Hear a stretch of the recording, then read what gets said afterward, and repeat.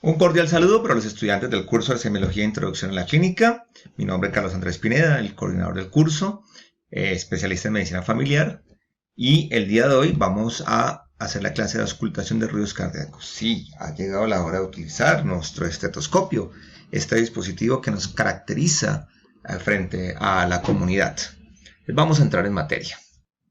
Siempre es importante que ustedes tengan en cuenta qué es lo que se pretende con cada una de estas clases. Hay unos dominios en la formación del médico. Uno de ellos y de los más importantes es el cuidado del paciente. Ese dominio que implica la labor clínica directa del médico, que se complementa con los otros dominios, como es el dominio sobre el ser ciudadano y entender cómo se circunscribe la persona dentro de un contexto social, político, económico, cultural, etc. Otro dominio que tiene que ver con la capacidad de actuar sobre la promoción de la salud y la prevención de la enfermedad. Otro dominio que tiene que ver con todo el elemento de profesionalismo médico. Otro que tiene que ver con el hecho de ser capaz de trabajar en un sistema de salud y entender cómo funciona un sistema de salud. Otro que tiene que ver con la capacidad de gestionar el conocimiento, investigar, autoformarse. En esta semiología se inscribe esencialmente dentro del dominio de cuidado del paciente, cuya competencia general es realizar la atención médica individual en contextos ambulatorios, domiciliarios, institucionales, de urgencias y hospitalarios de todos los niveles de complejidad, bajo los principios del profesionalismo médico, con habilidades comunicacionales, fundamentado en un sólido conocimiento de las ciencias biomédicas y sociohumanísticas, la semiología médica, la evidencia científico-clínica, los principios epidemiológicos y de costo-efectividad, con el fin de diagnosticar y tratar la enfermedad, aliviar los síntomas, contribuir a mejorar la calidad de vida y facilitar la recuperación funcional y evitar la progresión del daño. Es la gran competencia en cuidado del paciente. Las competencias específicas a las que responde semiología son aplicar el conocimiento de las ciencias biomédicas para comprender la biología normal del cuerpo humano y sus alteraciones en los procesos mórbidos, de forma que comprendan los procedimientos empleados en la promoción de la salud, la prevención de la enfermedad, el diagnóstico, el manejo terapéutico y el pronóstico de las enfermedades. Es decir, que esta competencia específica que aplica para prácticamente todo el ciclo de ciencias básicas, también aquí tiene mucho que ver porque semiología es un puente entre la básica y la clínica. Pero también también integra elementos de las ciencias humanas y de la salud pública, por supuesto. Por eso circunscribimos también en realizar el acto médico, la anamnesis, el examen físico, que la semiología es la asignatura que más aporta a esta competencia, considerando los elementos comunicativos que buscan lograr la empatía y la confianza necesaria en la relación médico-paciente y la obtención de la información biológica, psicosocial y espiritual del paciente a nivel individual, familiar y comunitario de forma completa y coherente. Y el tercero, evaluar esa información clínica y psicosocial obtenida de forma lógica y racional con el fin de realizar un proceso de toma de decisiones diagnósticas y terapéuticas pertinentes a los pacientes a cargo. Entonces, esa es la competencia general y específicas que responden. ¿Y cuáles son los resultados de aprendizaje que nosotros pretendemos con el curso de semiología? Lo que concretamente queremos que ustedes logren. Que el estudiante al final del curso pueda realiza el examen físico cardíaco con respeto, empatía y compasión con el paciente. Porque ya el componente de historia clínica usted ya lo trae en competencia desde el curso de introducción a la práctica médica, aunque obviamente aquí se seguirá reforzando. Reconoce y clasifica los ruidos cardíacos. Explica el ciclo cardíaco de acuerdo al diagrama de Wiggers.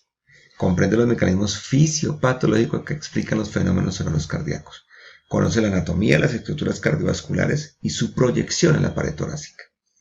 Realiza la auscultación mediata del corazón usando el estetoscopio con una colocación correcta de ojivas en los oídos y el uso del diafragma y la campana.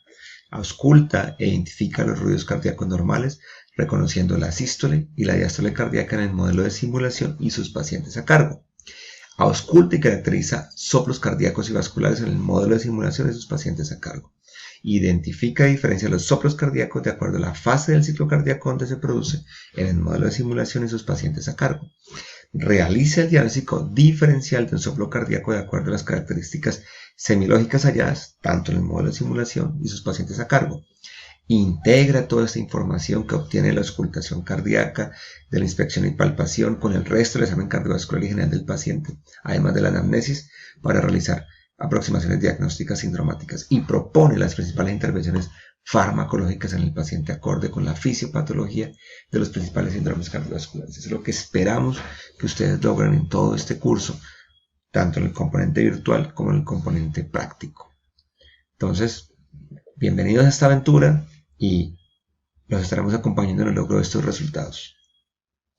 Ustedes debieron haber visto en este momento la clase de síntomas cardiovasculares, la clase de la inspección general del paciente y de signos vitales, los pasos del examen físico cardiovascular en el paciente simulado, el examen yugular, la inspección y palpación de la región precordial, y el día de hoy vamos a hablar de los ruidos cardíacos y nada más nos quedaría una clase sobre soplos cardíacos para completar la evaluación cardiovascular. Vamos a mirar, a hacer una ubicación anatómica en este momento. Entonces aquí tenemos lo que es la proyección de los focos de auscultación. ¿Cómo se proyecta? Ojo con esto, el sonido producido en las estructuras cardíacas. Aquí tenemos el foco, el denominado foco aórtico, que es el área de proyección de la aorta. Si ustedes se dan cuenta, aquí está el esternón. Este foco queda en la línea paraesternal derecha, mientras en el segundo espacio, o sea, al lado del ángulo de Louis. Mientras el foco pulmonar está quedando en el otro lado, en el lado izquierdo, pero anatómicamente hablando, pues el aórtico está a la izquierda y la pulmonar a la derecha. Pero la proyección se da en sentido inverso. Recuerden que la arteria pulmonar va así, la aorta va así. Por eso la proyección del sonido se da de esta manera. A pesar de que la válvula aórtica queda aquí, la proyección del foco aórtico es a este lado. Y a pesar de que la pulmonar queda acá, la proyección del foco pulmonar se da acá. Es para tener en cuenta ese detalle. Entonces, segundo espacio intercostal, línea paraesternal derecha, tenemos foco aórtico. Segundo espacio intercostal, línea paraesternal izquierda, tenemos foco pulmonar. Tercer espacio, ya todo esto en el lado izquierdo, tenemos el foco aórtico accesorio porque es el que se ubica justo encimita de la válvula. Ahorita vamos a ver después que eso nos puede dar algunos diagnósticos diferenciales importantes. Tenemos el foco mesocárdico. Ese foco mesocárdico está quedando alrededor del cuarto espacio intercostal en la línea paraesternal izquierda. Hacia el quinto espacio paraesternal izquierdo y un poco sobre el apéndice sifoides tenemos el foco tricuspidio, y en el quinto espacio intercostal con línea medio clavicular está quedando el foco mitral, justamente donde está el ápex. Entonces, para que tengan en cuenta que esos son los focos de auscultación cardíaca. Vamos a hablar de algunas generalidades sobre la auscultación. Es importante tener en cuenta que idealmente debemos tener un ambiente adecuado, es decir, un ambiente tranquilo, donde ojalá no haya ruidos externos importantes. A veces eso es muy difícil de lograr pues, en los ambientes hospitalarios, pero es lo ideal. El paciente pues, debe estar cómodo, el paciente debe estar idealmente con su torso desnudo, como ya hemos visto en inspección y palpación, y vamos a auscultar al paciente en varias posturas. Lo vamos a auscultar en decúbito supino, ojalá con el tronco ligeramente elevado, en decúbito lateral izquierdo para ciertas cosas y en decúbito lateral derecho para ciertas cosas, y sentado, en la posición de Harvey principalmente, esencialmente para los focos de la base. Aquí es importante mencionar, yo me vuelvo a esta parte, que arriba tenemos los focos de la base, o sea que los focos aórtico y pulmonar son los focos de la base, y abajo tricuspidio y mitral son los focos de la punta. Pues digamos que no le puede sonar como el contrario, porque como hay que la base arriba y la punta abajo, pero así es porque digamos que estamos ubicando el corazón como si fuera al revés, pero la punta es la punta y la base está acá arriba. Entonces, para tener en cuenta ese detalle cuando hablamos de focos de la punta y focos de la base. Entonces vamos a auscultar al paciente en diversas posiciones. Hay que tener una secuencia de auscultación y hay que tener una secuencia mental en cada foco. Y sobre todo hay que entrenar el oído, es muy importante. Hay una frase atribuida a Sir William Osler, un médico muy importante del cual hemos hablado previamente, que dice que los profesores solamente podemos iniciar a los estudiantes en el arte de oír, en el arte de ver y en el arte de tocar. Pero no podemos ni ver, ni tocar, ni escuchar por ustedes. Solamente los iniciamos en el camino. Es una responsabilidad de cada uno. Yo no puedo saber exactamente qué es lo que ustedes están palpando, qué es lo que ustedes están viendo, qué es lo que ustedes están escuchando. Solamente es cada uno de ustedes. Esto requiere mucha realmente honestidad con uno mismo, de saber si está haciendo las cosas bien o no, si está escuchando lo que el profesor dice que está allí. Y en buena medida esta metodología virtual inicial nos va a servir mucho para que ustedes tengan todo el tiempo para estar viendo los videos, para estar repitiéndolos y poder, digamos, ir entrenando cada vez más ese oído. Entonces es muy importante. La parte virtual de la simulación clínica nos da esa ventaja. Con los pacientes es mucho más complejo. Hay varios elementos a tener en cuenta. Es imposible, así rotemos 2, 3, 4 semanas, es imposible que nosotros tengamos acceso a todos los posibles hallazgos auscultatorios en los pacientes en un tiempo de rotación. La simulación nos permite eso. En este momento vamos a combinar simulación con virtualidad y ustedes van a tener la oportunidad de escuchar todos los posibles hallazgos a nivel cardíaco. Entonces, eso es muy importante, que ustedes estén entrando el oído, que estén escuchando lo que van a ver en estos videos, accediendo a otro material. Hay apps para el celular, hay muchos videos en YouTube que ustedes pueden acceder para que estén escuchando permanentemente. Es muy importante para que cuando lleguemos ya a la práctica clínica con los pacientes reales, pues estén con ese oído muy, muy afinado. Y esto de la secuencia mental, quiero hacerles énfasis en esto, ¿no? Cuando ustedes colocan el estetoscopio en un foco de auscultación, ustedes van a escuchar muchas cosas, sobre todo si hay patología. Es importante que no importa lo que se les escuchen en ese momento, ustedes tengan una secuencia mental en su cerebro, porque sería en su cerebro. Siempre lo primero que ustedes tienen que hacer cuando auscultan a un paciente es identificar el R1 e identificar el R2. O sea, el primer ruido cardíaco o sonido cardíaco y el segundo ruido cardíaco. No importa si están escuchando mucho ruido, no importa si están escuchando soplo, lo que sea, eso es lo primero que ustedes deben hacer. El R1 y el R2. Porque eso es lo que les va a permitir identificar cuál es la sístole, cuál es la diástole, y de ahí sí poder clasificar e interpretar todos los demás sonidos que ustedes llegan a escuchar. Después de, si uno tiene dudas, es importante aclarar una vez, el R1, recuerden que es producido por el cierre de las válvulas atrioventriculares y va a coincidir con la sístole, el inicio de la sístole cardíaca, y por lo tanto va a coincidir con la expulsión de la eyección de la sangre y va a coincidir con el pulso carotidio. Entonces, una forma para no confundirse es palpar el pulso carotidio del paciente mientras uno está auscultando, y todo lo que coincida con ese pulso carotidio va a corresponder a R1 y va a corresponder a la sístole. Lo que suceda justo después va a corresponder al R2 y va a corresponder a la diástole, para tener presente eso. Entonces, esa secuencia mental es supremamente importante. Después de eso, identificamos los ruidos adicionales que pueda haber, y solo después de eso, ya si hay soplos, los identificamos. Entonces, esa secuencia mental para que la tengan presente. ¿Cuáles son los focos de auscultación? Entonces tenemos, aquí en el segundo espacio intercostal, en la línea paraesternal derecha, tenemos el foco aórtico. Y en el mismo lado, pero en el lado izquierdo, tenemos el foco pulmonar.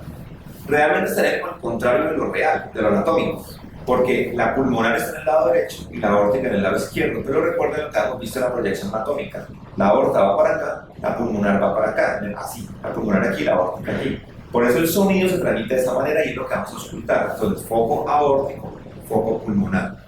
En el tercer espacio intercostal vamos a tener el foco aórtico accesorio, que corresponde a la ubicación anatómica real de la válvula aórtica. Cuarto espacio intercostal paraesternal izquierdo vamos a tener el foco mesocárdico, que no representa una válvula como tal. En el quinto espacio, con línea paraesternal, y en la apéndice sifoides, en toda esta área, tenemos el área de proyección del foco tricúspide. Y en el área apical, o sea, quinto espacio, línea medio trabecular, vamos a tener el foco mitral. Esos son los focos de auscultación. ¿Qué es lo que nosotros vamos a escuchar en el corazón? Los ruidos cardíacos normales, el primer ruido, el segundo ruido. Vamos a mirar si hay problemas en su intensidad y vamos a ver si hay desdoblamientos del ruido. Vamos a ver si hay ruidos cardíacos anormales como R3, R4 y otros ruidos posibles, y finalmente vamos a escuchar si hay soplos cardíacos y caracterizarlos. Nuevamente volvemos a nuestra gráfica de presión volumen ventricular. Esto es vital, es fundamental. Uno no puede entender lo que pasa al auscultar si no tiene presente eso. Entonces siento un pequeño repasito que ya lo hemos hecho cuando hablamos de la yugular. Entonces recuerden que todo arranca por el fenómeno eléctrico.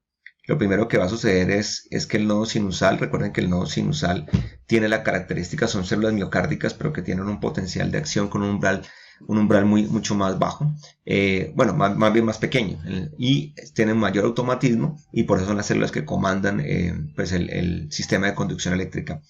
Este nodo sinusal va a descargar entre 60 a 100 por minuto en una persona adulta sana. Entonces, ese nodo sinusal con ese potencial de acción tan excitable es el que va a producir a través de sus canales rápidos de sodio, sus canales de calcio, va a producir pues el primer impulso. Ese impulso se va a conducirse por las paredes atriales y es la que produce lo que conocemos como la onda P, que es la que representa esa despolarización de los atrios que fue estimulada por la despolarización del nodo sinusal. Hay un tiempo de conducción entre el inicio de la onda P, que aquí es el nodo sinusal, hasta que se despolarizan los ventrículos, que llama el intervalo PR, por el ser entre la P y el QRS, que marca todo el tiempo de conducción atrioventricular, o sea, todo el tiempo de que se descargó el nodo sinusal, despolarizó las paredes atriales, llegó al nodo atrioventricular, nodo AB, que queda justamente ahí en el septum, se despolariza, él va a retrasar un poquito el impulso para dar tiempo a que todo suceda en orden. Después viene la de His, recuerden, rama derecha, rama izquierda, hasta el final de las filas de Purkinje, y el final del ventrículo se despolariza de abajo hacia arriba, para poder expulsar la sangre, que las válvulas, recuerden que están acá arriba. Entonces, cuando se despolarizan los ventrículos es que se produce el QRS. Posteriormente, el ventrículo entra en periodo refractario, periodo de repolarización. Va a ser representado por la onda T, hasta que finalmente vuelve y se produce otra descarga del nodo sinusal, la onda P, y se genera todo el ciclo nuevamente. Esa parte eléctrica se va a ver reflejada en el estado de contracción y relajación de las 4 cavidades cardíacas, que son los que van a producir los cambios de presión, los cambios de volumen y el hecho de que las válvulas estén cerradas o estén abiertas. Entonces, cuando se produce la despolarización atrial, recuerde que estamos en diástole, al final de la diástole, o sea, la telediástole. Y lo que hace la contracción atrial, también ya conocida como patada auricular, es producir una contracción para impulsar digamos que el resto de sangre que quede en el atrio hacia los ventrículos. Quiere decir eso que en cuanto a las válvulas, la válvula AB, es decir, la válvula en este caso, bueno, cualquiera de las dos, mitral o tricúspide, hablamos del lado izquierdo, la mitral, estaría abierta para que pase la sangre. En el momento que se produce el QRS y se despolarizan los ventrículos, claro, al contraerse los ventrículos, ellos van a generar una tensión de las cuerdas tendinosas que van a ayudar a cerrar junto con el aumento en la presión. Ese aumento en presión hace que las válvulas se vayan cerrando y las cuerdas tendinosas ayudan a que no se vaya a devolver, a que se tense allí para producir el cierre del ventrículo. En ese momento, el ventrículo se está contrayendo. Entonces, imagínense que es una cavidad que quedó cerrada, porque la válvula aórtica, estamos hablando del lado izquierdo en este caso, pero es igual para el lado derecho, la válvula aórtica está cerrada. Entonces, en ese momento, todas las válvulas están cerradas, el ventrículo se está contrayendo, entonces se produce un aumento inmediato y súbito de la presión intraventricular, que es lo que vemos aquí. Esa presión aumenta hasta que supera la presión que hay en la aorta, en este caso en el lado izquierdo o en el lado derecho en la pulmonar, y abre la válvula. Entonces, este es el momento en que se abre la válvula. Recuerden que fue el cierre de la válvula mitral y tricuspidia la que produjo el R1, aquí está el fonograma, y la apertura de la válvula pulmonar y aórtica es silenciosa, normalmente. Entonces se abre la válvula aórtica y obviamente la sangre empieza a salir a alta presión. Recuerden que yo me gusta comparar esto con, pues, bueno, esto ya no se ve mucho, pero las bolsas de agua, uno les abre como la puntica y la aprieta. ¿Qué va a pasar al principio? Va a salir sangre a alta presión. Pero a la medida que yo sigo apretando y va bajando el volumen de agua, cada vez el chorro va a ser con menos presión, ¿sí? Pero sigue saliendo agua. Lo mismo pasa aquí. La presión aumenta hasta una cúspide, pero después empieza a bajar a pesar de que sigue saliendo volumen, que es lo que ustedes ven aquí. El volumen ventricular empieza a bajar progresivamente, hasta que la presión intraventricular cae por debajo de la presión aórtica. En ese momento la presión de la aorta entonces cierra la válvula aórtica. Nuevamente la cavidad queda cerrada. Las dos válvulas están cerradas, tanto la aórtica como la mitral, y en ese momento ya hablamos de la fase de relajación isovolumétrica porque se está relajando ya el ventrículo, onda T, relajación, y el volumen está igual, por eso se llama isovolumétrica, pero la presión sigue cayendo hasta que cae por debajo de la presión de la válvula mitral, o sea, del atrio, más bien, perdón, de la presión del atrio, y entonces esa presión abre la válvula mitral. La válvula mitral se abre e inmediatamente sucede la salida de sangre del atrio hacia el ventrículo. Estamos en diástole. Primero sale, como hay bastante sangre acumulada en el atrio, sale a alta velocidad, por eso se llama la fase de llenado rápido ventricular. Posteriormente sigue llenándose, pero a mucha menor velocidad. Entonces estamos en la fase de llenado lento ventricular o diástasis. Hasta que se produce nuevamente la onda P, se produce la contracción atrial, la patada atrial, se aumenta el paso de sangre hacia el ventrículo y en ese momento pues vuelve y sucede todo el fenómeno nuevamente. Entonces tengamos muy presente eso y por ahí lo vamos a estar recordando porque esto es fundamental para poder entender lo que está pasando y los sonidos que vamos a escuchar. Bueno, sigamos.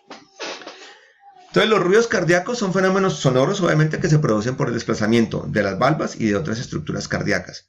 Los ruidos cardíacos normales son el primer ruido cardíaco, conocido como R1 o S1, y el segundo ruido cardíaco, conocido como R2 o S2.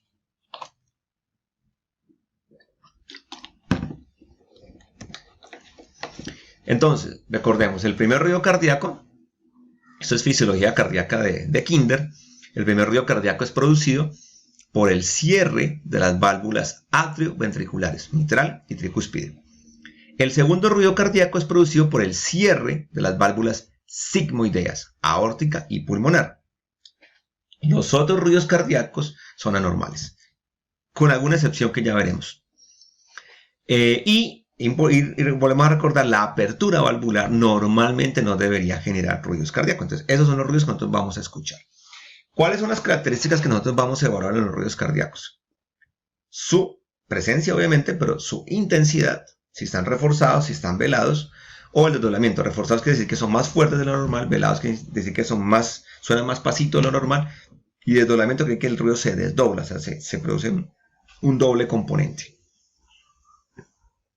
Bueno, antes de hablar de la intensidad, voy a acompañar esta presentación, vamos a hacer una simulación de los ruidos con unos instrumentos musicales y posteriormente insertaremos un video de Harvey, del modelo de simulación Harvey, para que ustedes vean cómo se escucha en el modelo de simulación. Con los instrumentos, pues nosotros somos aquí, la Universidad del Valle queda en la ciudad de Cali, Colombia, para los que llegan a ver este video en otras partes. Estamos muy cerca de la zona pacífica, donde tenemos una influencia afro muy importante, y también somos una ciudad muy salsera. Entonces vamos a utilizar dos instrumentos típicos de nuestra región. Una tambora, típica de la música del Pacífico, y una campana, típica de la música salsa. Entonces, en este momento vamos a simular los ruidos normales, primero, inicialmente. Entonces, aquí tendríamos R1, R2.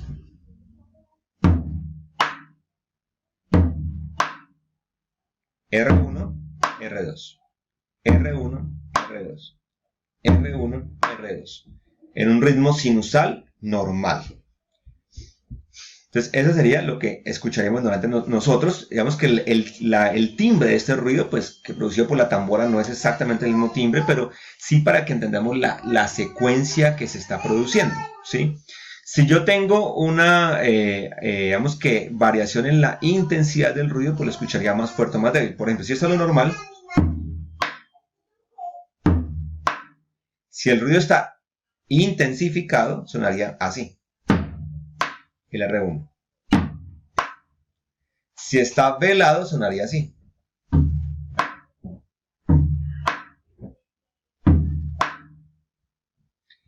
Si es el R2, sonaría así, si está intensificado.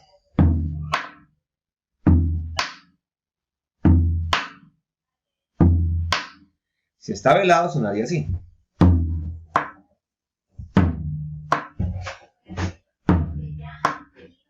Sonaría más o menos de esa manera. En cuanto a la intensidad, después veremos cómo sonaría con los otros ruidos cardíacos o cuando hay otro tipo de anormalidades. Entonces, ahora, si el paciente está taquicárdico, sonaría algo más parecido a esto.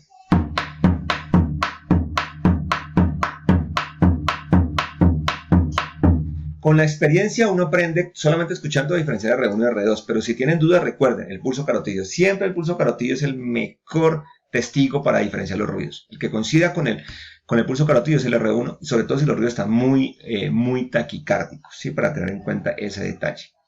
Si hay arritmias, pues puede ser un poquito complicado. sobre todo si hay una arritmia irregular como la FA, que es la típica arritmia irregular, la fibrilación arterial, donde puedes escuchar algo así.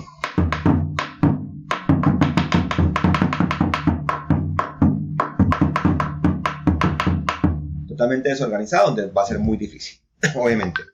Volviendo al punto de la intensidad, entonces hay que tener en cuenta las variables que nos pueden afectar la intensidad de los ruidos cardíacos, ¿sí?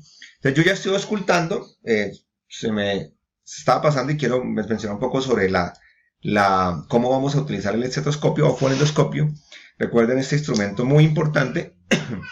En toda la historia de la medicina está descrito desde la época hipocrática que realizábamos auscultación del tórax, corazón y pulmones, pero lo hacíamos con una auscultación inmediata, es decir, básicamente pegando nuestra oreja al tórax del paciente. Pues era un método que ustedes entenderán que era un poquito complicado y sobre todo en ciertos contextos.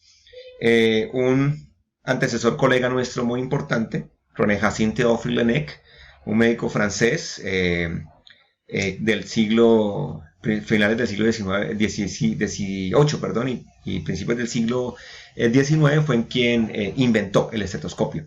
No inventó, digamos que específicamente esta forma del estetoscopio.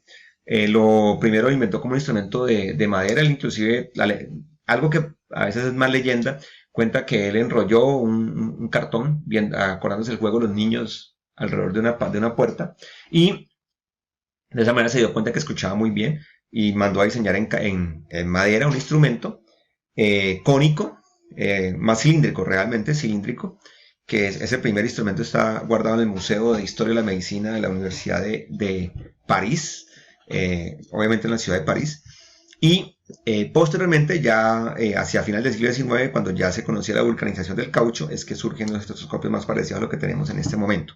Entonces el estetoscopio tiene unas partes muy importantes, ¿sí? Aquí tenemos las olivas, las ojivas, que son las que ponemos en los oídos. Recuerden que ellas tienen una orientación, si ustedes las ven desde aquí, ellas tienen una orientación, un ángulo. Ese ángulo de ir hacia adelante porque es el ángulo del conducto auditivo externo. Si usted la pone hacia atrás no van a escuchar adecuadamente, siempre hacia adelante. La ponemos aquí, en nuestros oídos, para que ojalá sean de caucho para que haga un buen sello. Está toda la manguera y está la parte del diafragma y la campana. Realmente vemos que en la mayoría de estetoscopios modernos, el diafragma y la campana están integrados y depende del grado de presión que uno ponga. Si uno lo pone ligeramente, actúa como diafragma. Si tú lo presionas, actúa más como campana. Pero tú podrías, digamos que hacerlo de las dos formas o volver esto campana. Si le quitas este diafragma de aquí, se vuelve campana. Lo que pasa es que aquí es para adultos y para niños. Está integrado de esa manera. Entonces, eso es básicamente el estetoscopio. Ahora, siempre les recuerdo, es muy importante tener en cuenta que la parte más importante del estetoscopio no es esta, ni es esta. La parte más importante del estetoscopio es la que está entre las dos ojivas. Espero que me entiendan, ¿sí? Eso es lo más importante. Eso es un instrumento, aunque obviamente ese instrumento, de acuerdo al tipo de estetoscopio, puede transmitir el sonido con mayor fidelidad o no, pero lo más importante realmente somos nosotros mismos, ¿sí? Ok. Ya en la clase que tuvimos con el paciente simulado, pues ya les he mostrado un poco ya más también la técnica, así te la quería recordar aquí. Lo vamos a coger de esta manera, lo podemos coger de otras maneras, pero esta manera es como más fina, ¿no? Más fina para más estilo, digamos, que eso es importante también a la hora de tomar el estetoscopio. Ok. ¿Qué puede afectar la intensidad del ruido cardíaco? Entonces, si el ruido cardíaco está siendo producido por el cierre de las válvulas, el movimiento de esas valvas hasta que se cierran totalmente, ¿qué puede afectarlo? Primero, la pared torácica. Obviamente, el sonido se transmite desde la valva hasta mi estetoscopio, o sea que todo lo que está ahí en la mitad lo va a afectar. Si hay obesidad, si hay hipertrofia muscular, si hay edema de la pared, si hay derrame pericárdico, si hay derrame pleural, va a estar disminuido, va a estar velado, inclusive puede estar ausente. Si hay aumento, ¿qué puede hacer que se aumente la intensidad? Que sea un paciente caquético, muy delgado, entonces va a aumentar un poco la intensidad. ¿Qué otra cosa va a afectar esto? El grosor de las valvas, ¿sí? Entonces, en cuanto al grosor, podríamos hacer un ejemplo aquí rápidamente. En cuanto al grosor, vamos a tomar este cuaderno.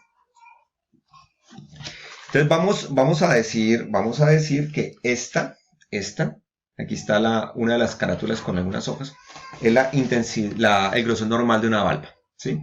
¿Cómo sonaría esa valva cuando cierra? Digamos que ese es el volumen normal del ruido. ¿Qué pasa si esta valva se vuelve insuficiente? ¿Sí? Es decir, digamos que vamos a hacer el símil que su grosor se disminuye y la valva está mucho más flácida, por así decirlo. Entonces vamos a simularlo colocando solamente una hoja de estas. ¿Cómo sería el ruido?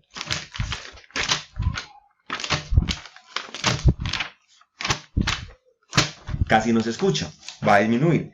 ¿Qué pasa si la valva se engrosa, se vuelve más gruesa? Entonces vamos a utilizar todo el grosor del cuaderno. Se vuelve más gruesa, pues ¿qué es lo que puede pasar? La intensidad del ruido va a aumentar. Ahora, hay que tener en cuenta que si ya se engrosa, está muy calcificada la valva, ya también va a ser muy difícil moverla, entonces vuelve y disminuye. Quiere decir, la insuficiencia valvular, la valva se adelgaza, la intensidad del ruido va a disminuir. Si es valva mitral tricuspidia, pues va a mermar el R1, si es sigmoidea, va a mermar el R2.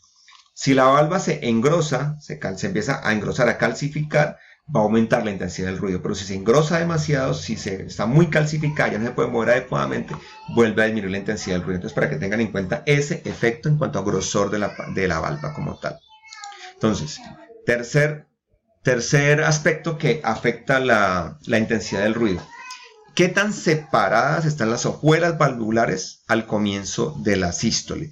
Y eso va a tener que ver con varios elementos, pero sobre todo con la duración del intervalo PR, o sea, entre la generación del impulso en la onda P y la generación de la despolarización en los ventrículos. ¿Por qué? Entonces necesito que cada uno de ustedes se imagine en este momento el ciclo cardíaco. Estamos hablando del R1, por ejemplo, estamos hablando de la sístole, de la diástole, estamos en la diástole. La válvula mitral está abierta, o la tricuspide está abierta, la sangre está pasando, ¿sí?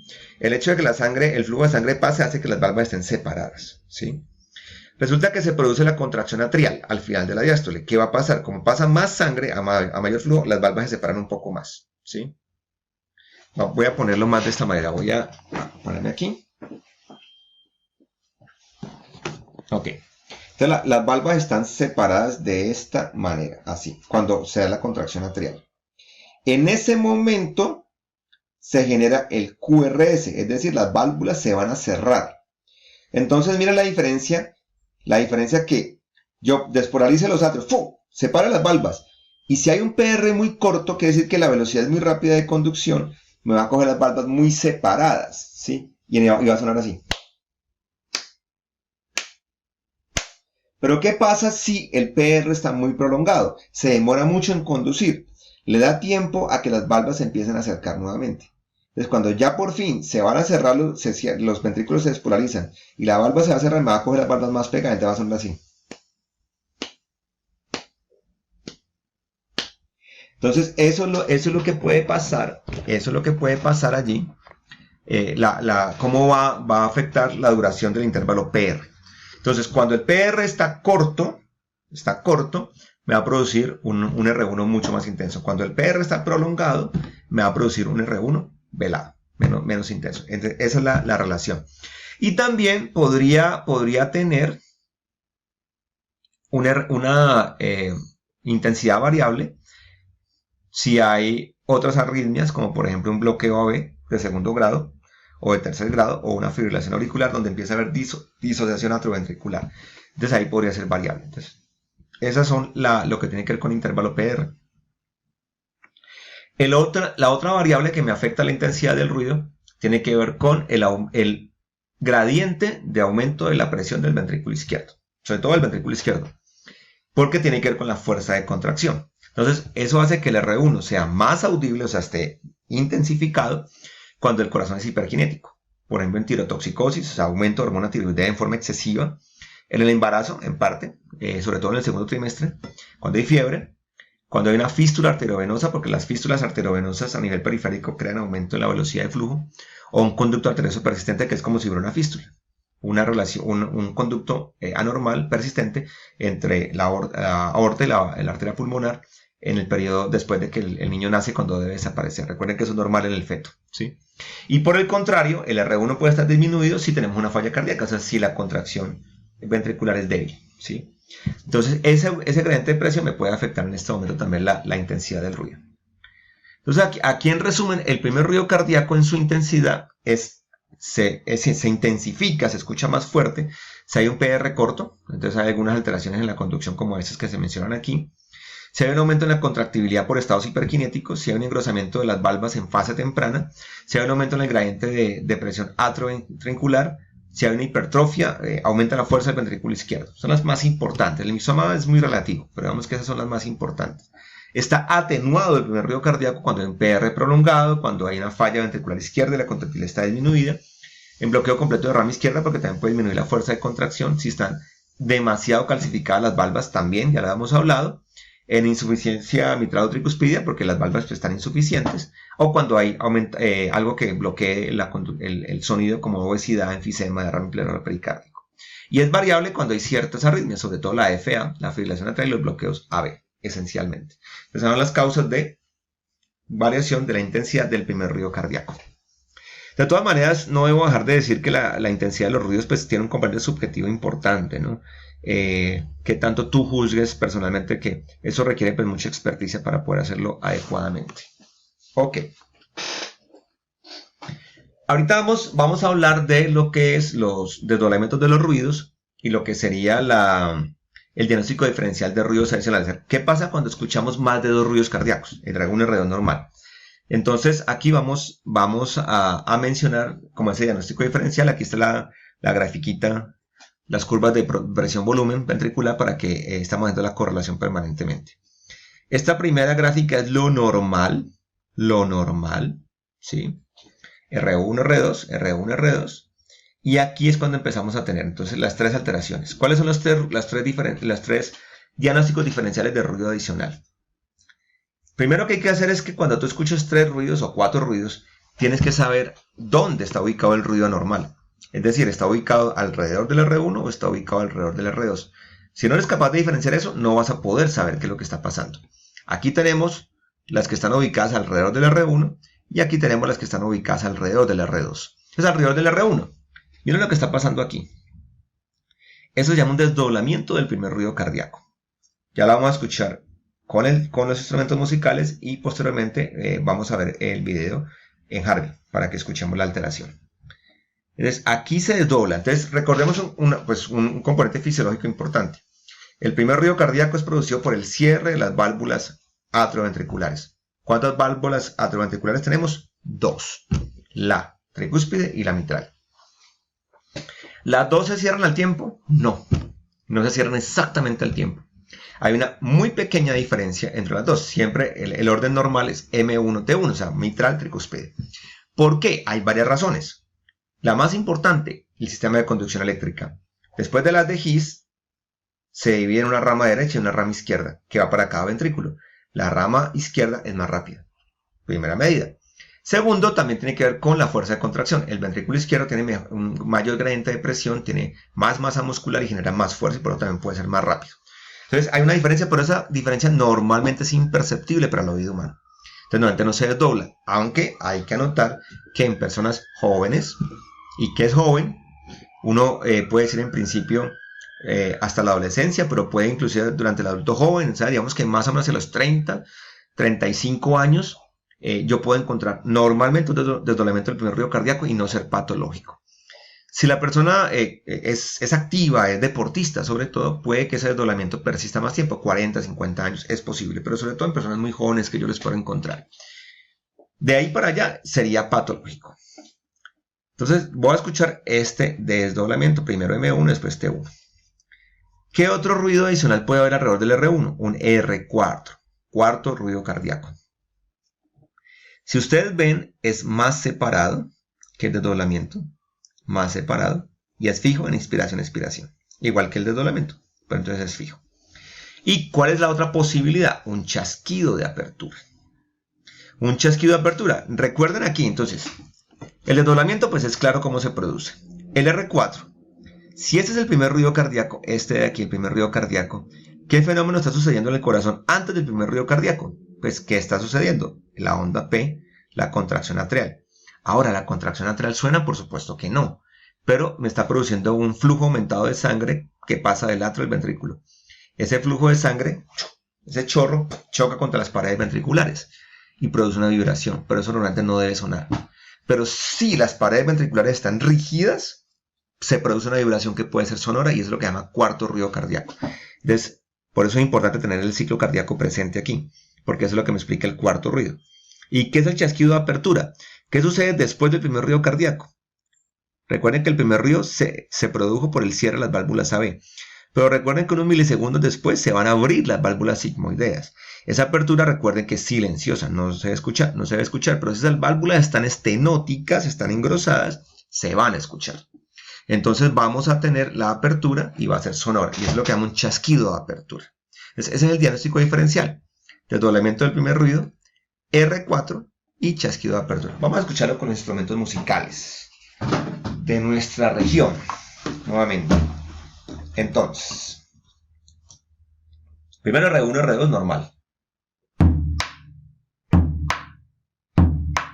R1, R2, R1, R2, R1, R2. Desdoblamiento. El desdoblamiento es muy seguido, muy seguido.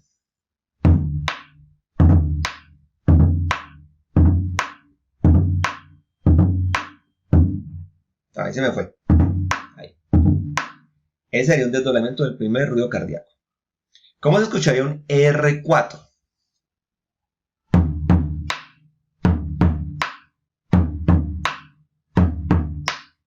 De pronto se les parece al ritmo de una canción muy conocida, que no se toca con estos instrumentos, pero tendría un ritmo parecido a ese.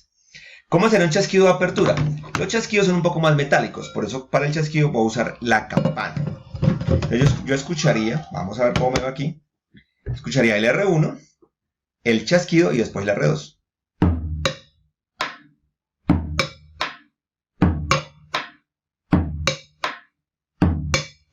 Sería de esa manera.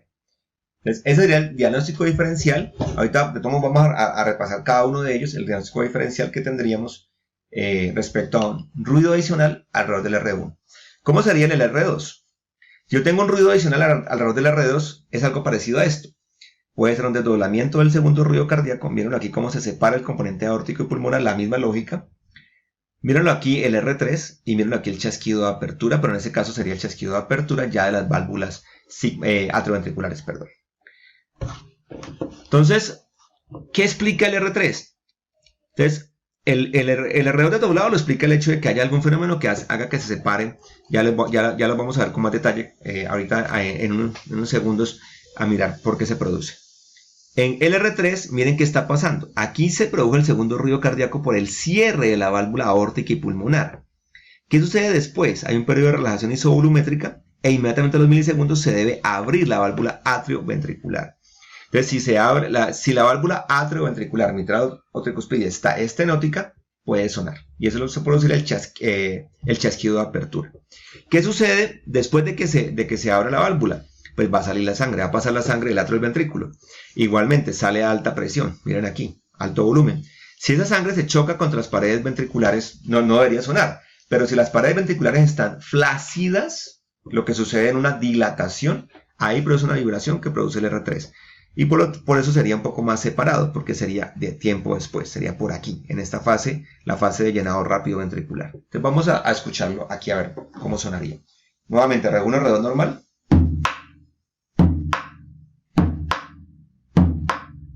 R1, R2 desdoblado.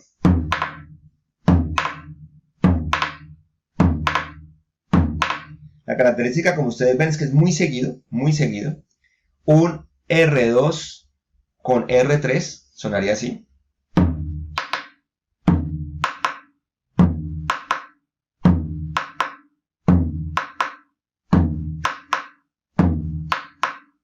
Si estamos un poco más, no tan taquicárdicos, que empecé un poquito taquicárdico, la verdad, sería un poco más separado.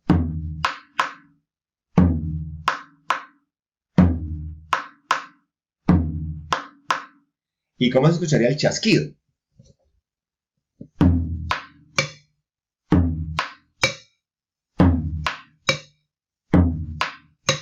Sería de esa manera. Entonces, eso sería el diagnóstico diferencial. Vamos a repasarlos ahorita nuevamente.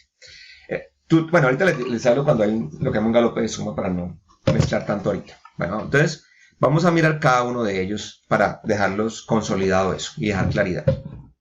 Entonces, R1 desdoblado. Entonces, el R1 desdoblado se produce por una separación entre el cierre de la mitral y el cierre de la tricuspide.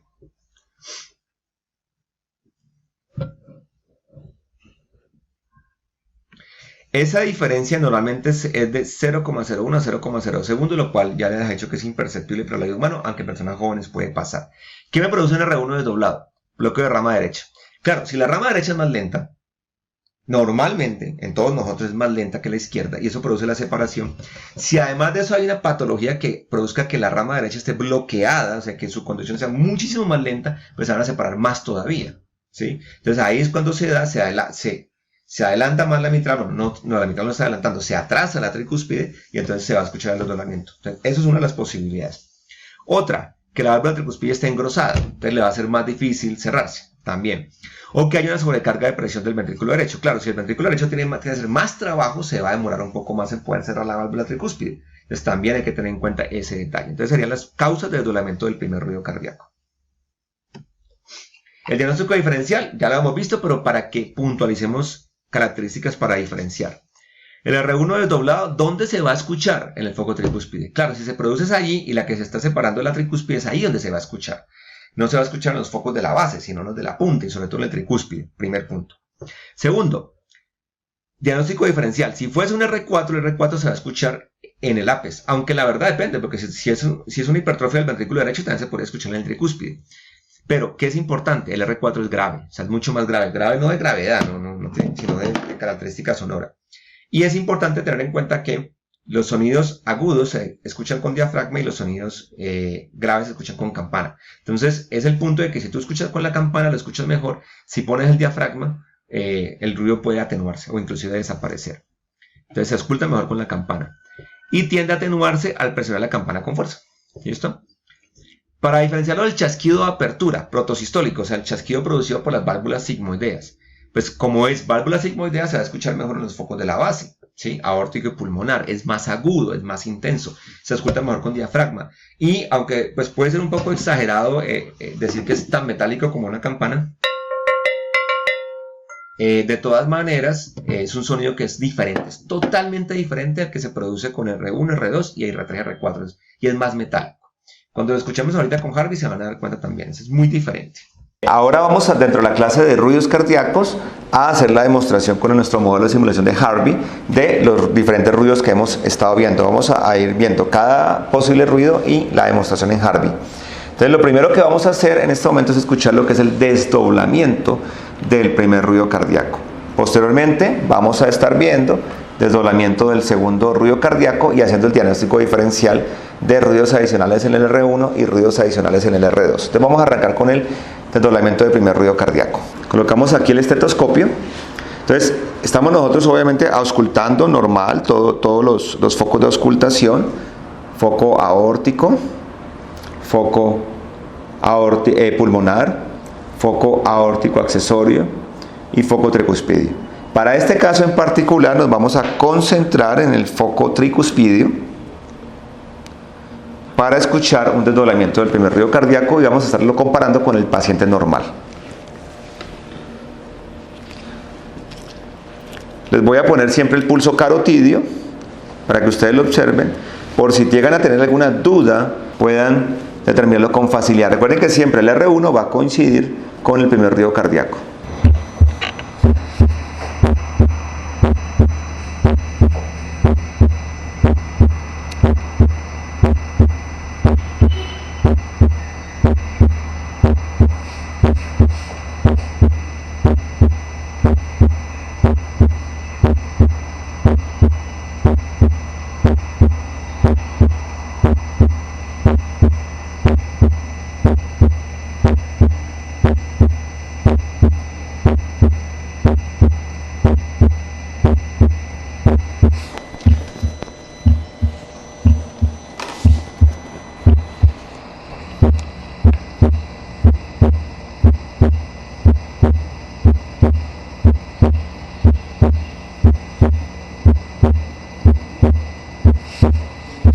Ahí ustedes están escuchando un R1 normal.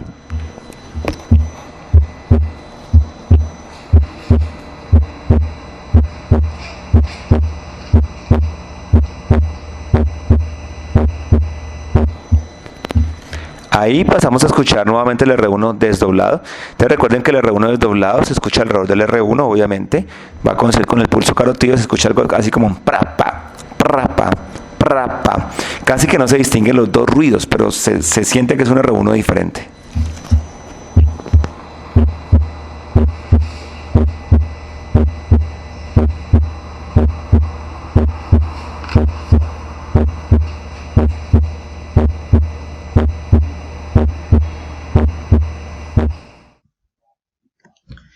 Bueno, pasando al segundo ruido cardíaco, ¿sí? Que lo produce el cierre de las válvulas aórtica y pulmonar, también se da por dos componentes, aórtico y pulmonar, A2P2. Obviamente se escucha mejor en los focos de la base. En cuanto a la intensidad del segundo ruido cardíaco, ¿qué puede aumentar la intensidad del segundo ruido cardíaco? Hipertensión. Básicamente que aumenta la presión en las arterias donde va la sangre. En el caso del componente aórtico, hipertensión arterial o disección de aorta. En el caso del componente pulmonar, hipertensión pulmonar y otras patologías también a ese nivel.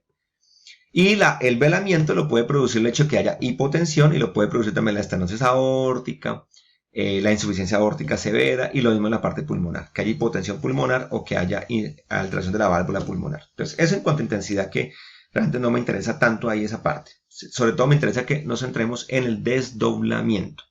Entonces, en cuanto al desdoblamiento, hay tres tipos de desdoblamiento del segundo ruido cardíaco, recuerden. R2 desdoblado fijo, R2 desdoblado variable, R2 desdoblado fisiológico, perdón, son cuatro, y R2 desdoblado paradójico. Entonces, hablemos del fisiológico. Al llamarse fisiológico es porque es normal, todos lo tenemos y lo pueden intentar escuchar y verán. ¿Cuál es la característica que ustedes van a ver? En inspiración se desdobla el ruido, en expiración no. Ven aquí el componente aórtico y pulmonar están pegaditos, en cambio aquí se separan. ¿Por qué? Es simplemente aplicar la fisiología que ustedes ya conocen, ¿sí, muchachos? Cuando yo inspiro, la presión intratorácica disminuye. ¿Qué pasa con el retorno venoso al corazón derecho? Recuerden, si yo disminuyo presión intratorácica es un efecto de aspirado. Por lo tanto, el retorno venoso va a aumentar. ¿Sí? Llega más sangre. Si llega más sangre al corazón derecho, ese ventrículo se va a demorar más o menos. Por supuesto que se va a demorar más. Y eso va a hacer que la válvula pulmonar se demore un poco más en cerrarse. ¿Sí? En cambio, ¿qué pasa en el lado izquierdo? Recuerden, muchachos, que el tejido pulmonar se expande al ritmo de lo que pasa en la caja torácica. Entonces el volumen pulmonar aumenta. Recuerden que las venas, a diferencia de las arterias, histológicamente su pared es diferente. Las paredes arteriales son más duras, las paredes venosas son muy flexibles. Eso hace que las paredes venosas tengan una alta capacitancia. Es decir, si usted le mete volumen, ya son capaces de distenderse fácilmente. Son vasos de capacitancia. Al expandir el volumen pulmonar, ¿qué va a pasar con las venas pulmonares? Se van a expandir también, les va a caber más sangre. Por lo tanto, ¿qué pasa con el retorno venoso al lado izquierdo? Pues si la sangre está quedando, entre comillas, retenida, pues no totalmente, pero va a caber más sangre en el pulmón, pues el retorno venoso al corazón izquierdo va a disminuir. ¿Eso qué va a pasar? Al haber menos sangre hace que sea más eficiente la contracción ventricular y por lo tanto la válvula aórtica se adelanta. Entonces imagínense, pasan las dos cosas. La válvula aórtica se adelanta, la pulmonar se atrasa y por eso se desdobla el ruido. Pero ¿qué pasa cuando expiramos? Pues todo lo contrario. Entonces el retorno venoso al lado derecho disminuye, la válvula pulmonar se puede adelantar, se cierra más rápido. En cambio hay más sangre en el lado izquierdo porque yo cogí y exprimí el pulmón, le mandé toda sangre al lado izquierdo. La válvula aórtica se demora más y se juntan. Y eso es lo que pasa normalmente y ustedes no lo pueden ver ustedes mismos en sus familiares amigos. Si no lo escuchan normalmente, háganlo con inspiración profunda. O sea, díganle a la persona que haga y que aguante. Y ahí se les va a doblar. Y después expira todo y ahí se vuelve a juntar. Eso es lo que ustedes van a escuchar. Entonces, sería algo como esto. Si yo expiro y si expiro, eso es lo que pasaría. Entonces, es el desdoblamiento fisiológico del segundo ruido. Bueno, estamos en este momento haciendo la demostración de lo que son el segundo ruido desdoblado. Vamos a ver los 4 tipos de desdoblamientos, vamos a escucharlos. Es muy importante que en esta parte ustedes estén muy atentos a la respiración del paciente, en este caso del modelo de simulación, auscultando el segundo ruido en el foco pulmonar, que es donde vamos a estar, digamos que concentrándonos. Voy a estarles moviendo al foco aórtico para que comparen, veamos los dos sonidos. En el foco aórtico siempre van a escuchar el R2 normal, único, y en el foco pulmonar van a estar escuchando los diferentes tipos de desdoblamiento. Entonces le ponen cuidado auscultatoriamente a la respiración del paciente, cómo se desdobla cuando inspira y cuando expira, y también le ponen cuidado a la respiración del modelo de simulación para que puedan estar muy claros en determinar eso. En la primera parte les voy también a poner el pulso carotidio para que se orienten claramente a dónde está el R1 y dónde está el R2. Entonces vamos a ver el R2 desdoblado fisiológico, posteriormente vamos a ver el R2 desdoblado fijo, posteriormente vamos a ver el R2 desdoblado ampliado y posteriormente vamos a ver el R2 desdoblado paradójico. Entonces vamos a escuchar.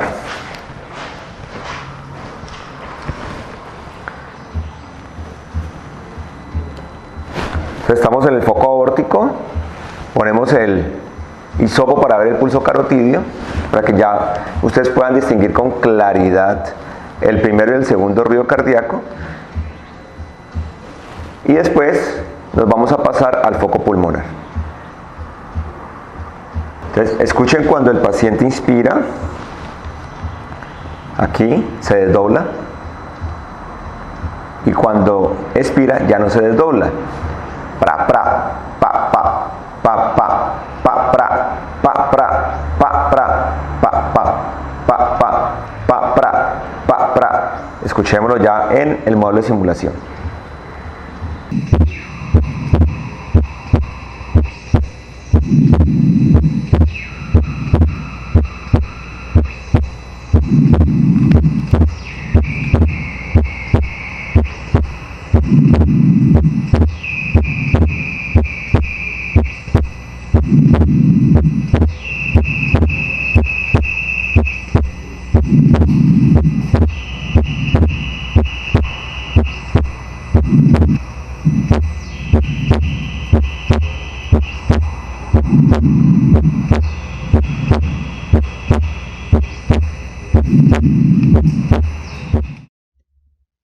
Desdoblamiento amplio del segundo ruido cardíaco. Desdoblamiento amplio del segundo ruido cardíaco.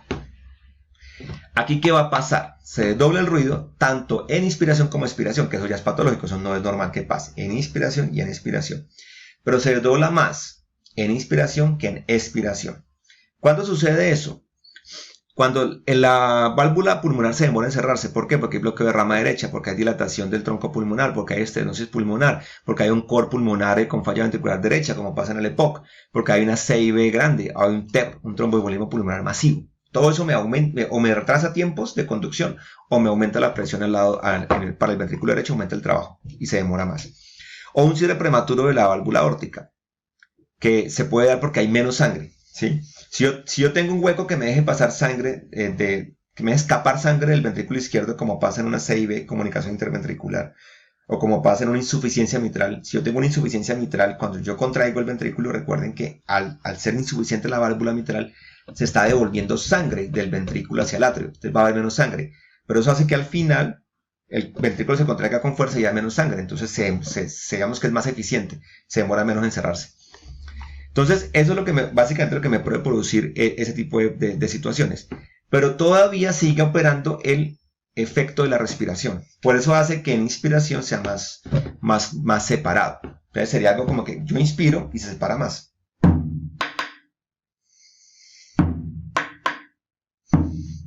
Y cuando expiro, y cuando vuelvo inspiro,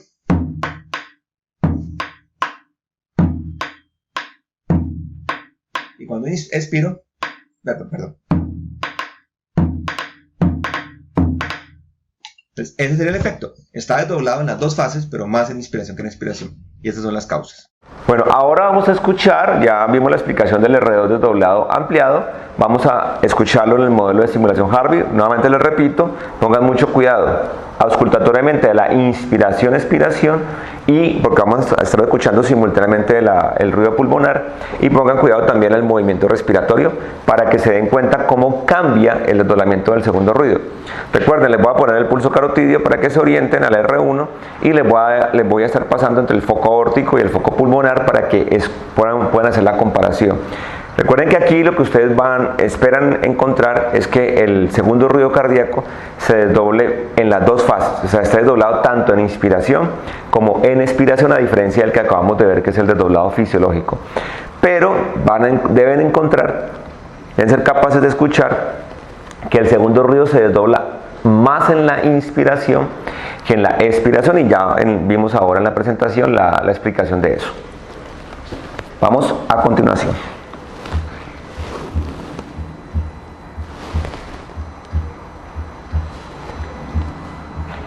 Entonces aquí pueden ver el pulso carotidio y con eso identifican el primer ruido cardíaco. Ahora pasamos al foco pulmonar y van a escuchar, en el foco pulmonar van a escuchar que el segundo ruido está desdoblado permanentemente, pero pueden escuchar que se desdobla más en la inspiración que en la expiración. Escuchemos.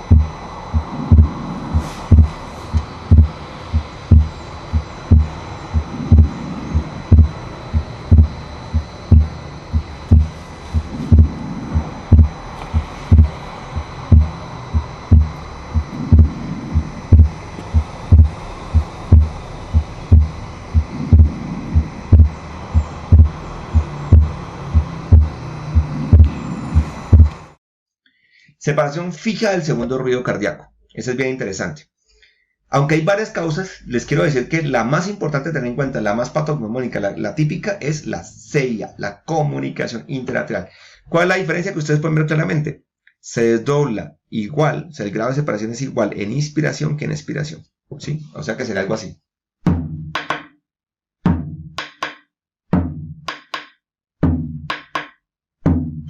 No importa si estamos inspirando o expirando, ahora lo vemos en Harvey. Entonces, esa es la más importante. ¿Cuál es la explicación de eso? Porque tiene una explicación fisiológica muy interesante. Voy a utilizar un tablero para explicarles esto. El tablero de mis hijos, me tocó robárselos.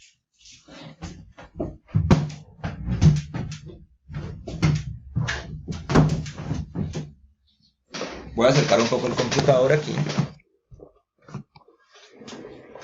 Bueno, esperemos que se vea bien lo que voy a dibujar en el tablero. Entonces, voy a subir un poquito aquí. Lo que nosotros vamos a tener aquí es que yo advierto que no soy muy buen dibujante, ¿sí? No soy tan buen dibujante, pero vamos a hacerlo lo más esquemático posible. Tenemos el ventrículo derecho, el ventrículo izquierdo. Tenemos aquí septum atrioventricular. Tenemos aquí la válvula tricuspidia, 3 valvas, 3 hojuelas, válvula mitral, 2 hojuelas. Recuerden que por eso se llama tricuspidia. Bueno, aquí no, con mi dibujo no se ve muy claro, pero recuerden que es por la tricuspidia, no, la mitral, es porque se parece a la mitra que utilizan los obispos con las 2 hojuelas. Y la tricuspide son 3 valvas que llaman tricuspide como tal. Ok, aquí está el atrio con la cava inferior, la cava superior, y aquí. Septum interatrial.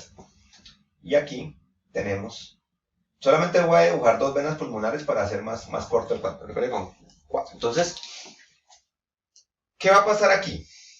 Resulta que tenemos una CIA. Una CIA implica que hay un hueco en el atrio. ¿Sí?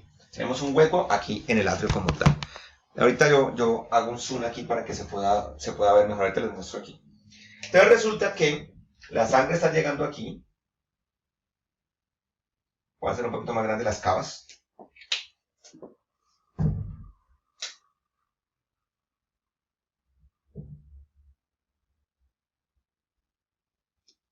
Y las venas pulmonares también.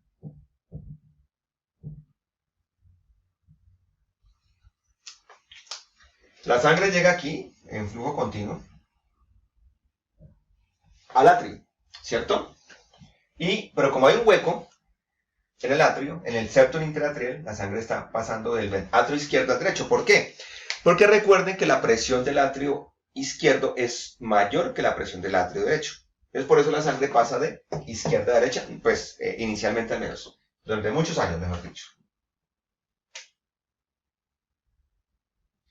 ¿Qué va a pasar con esto? Va a hacer que haya un exceso de sangre que pasa hacia el ventrículo derecho. Entonces, cuando el ventrículo derecho quiere expulsar esa sangre por la arteria pulmonar, aquí está la valva pulmonar, pues va a haber más sangre. Y como hay más sangre, eso es lo que va a hacer que se separe el ruido, porque va a hacer que la pulmonar se retrase. Eso causa que se desdoble. Hasta ahí perfecto. ¿Por qué se desdobla? Porque hay más sangre en el atrio derecho, hay más sangre en el ventrículo derecho, y de esa manera entonces va a causar que haya más tiempo para pasar la sangre y la pulmonar se atrase. Perfecto, se desdoble. Ahora, ¿por qué es fijo? Que es una cosa súper interesante. Este fenómeno hidráulico, por así decirlo. Cuando yo inspiro, ¿qué pasa? Con el retorno venoso al lado derecho, recuerden, ya lo habíamos dicho ahora, se aumenta. Entonces, cuando yo entro en inspiración, tenemos aquí inspiración,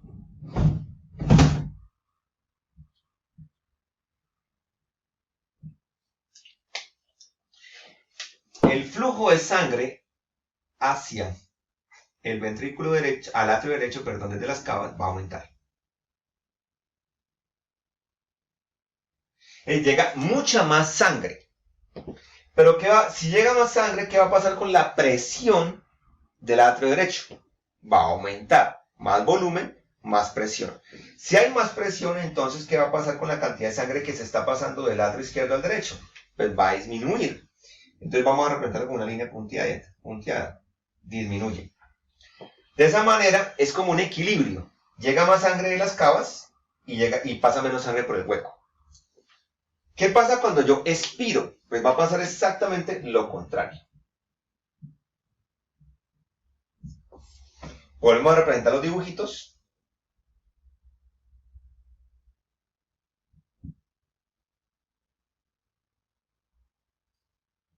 Aquí, chun chun, chun chun.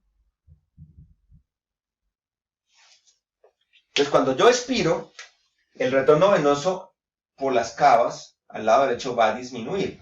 Como hay menos volumen llegando por las cavas, significa que va a haber menos presión. Y por lo tanto, la cantidad de sangre que pasa del atrio va a aumentar.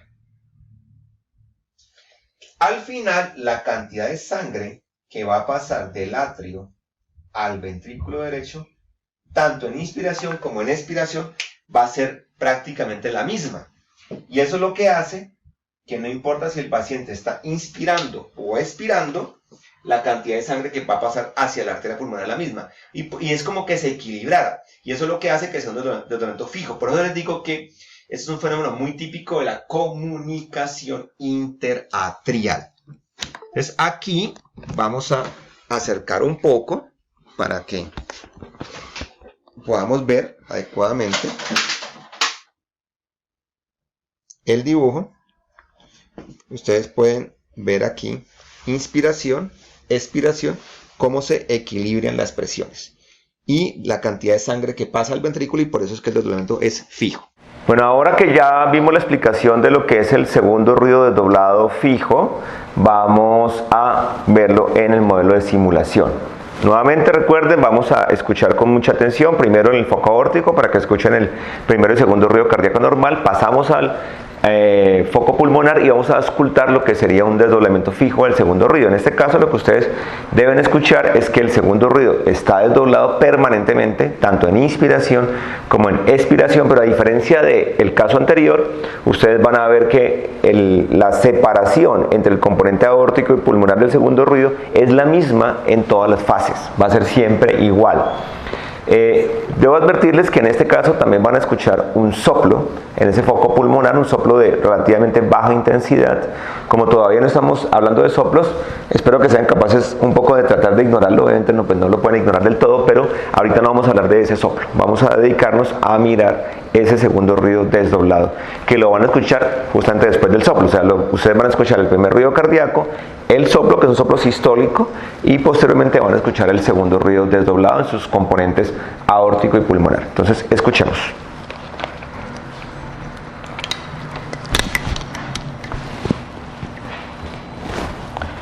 Nuevamente, pulso carotidio.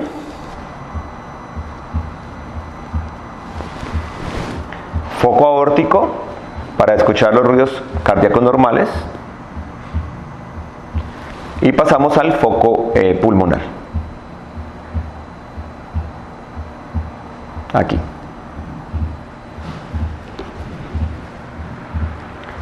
Ustedes pueden ver, escuchar el primer ruido cardíaco coincidente con el R1, posteriormente un soplo pequeño sistólico, que es un soplo mesosistólico en crescendo decreciendo, lo veremos posteriormente en la clase de soplos, y ahí escucharán el segundo ruido desdoblado, que tiene el mismo grado de separación, no importa si el paciente inspira o expira.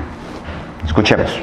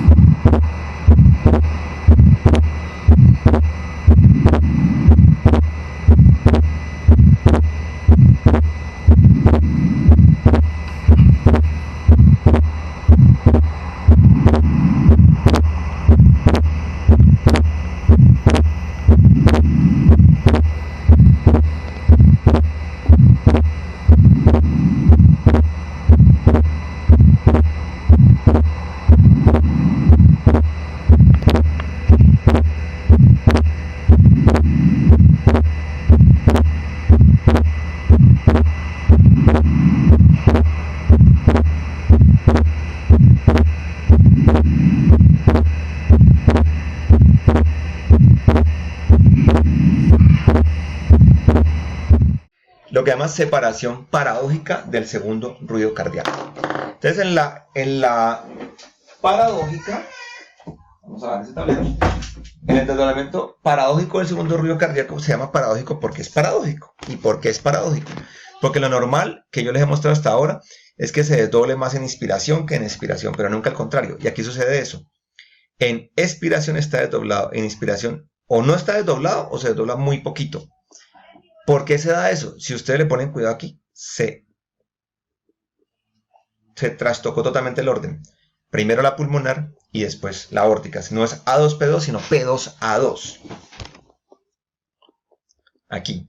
¿Por qué se da eso? Principal causa, bloqueo de rama izquierda. Bloqueo completo de la rama izquierda. Está tan bloqueada la rama izquierda que primero se contrae el lado derecho. Es claro.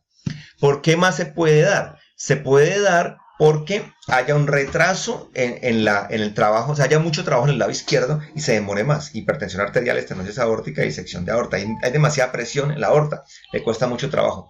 O porque el ventrículo izquierdo esté muy débil también. Se podría dar por adelanto del P2 por insuficiencia tricuspidia, pero es más raro que eso suceda, es más por este lado. Y sobre todo bloqueo completo de rama izquierda, la más frecuente. Entonces se llama separación paradójica porque se desdobla en expiración y no en inspiración. Bueno, ahora vamos a ver el último tipo de desdoblamiento del segundo ruido cardíaco, que es el segundo ruido cardíaco desdoblado paradójico. Ya vimos la explicación que tiene y por qué se denomina paradójico. Nuevamente vamos a ver el pulso carotidio, vamos a poner el foco aórtico, después el foco pulmonar, y ustedes están poniendo mucha atención a la respiración, y recuerden que en este caso lo que van a ver es lo contrario de lo que uno esperaría. Es decir, que el segundo ruido lo van a encontrar desdoblado es cuando el paciente expira. Cuando inspira no hay desdoblamiento. Entonces vamos a escucharlo. Entonces, en este momento ustedes están viendo el pulso carotidio, estamos auscultando el foco pulmonar, aórtico. Estamos auscultando el foco aórtico, donde el primero y segundo ruido cardíaco están normales. A continuación vamos a pasar al foco pulmonar, donde van a escuchar el R2 desdoblado paradójico. Cuando escuchen la respiración, van a escuchar un ruido adventicio o un ruido sobreagregado, que lo aprenderán en semiología pulmonar, que son estertores porque este paciente cursa con un edema agudo de pulmón importante.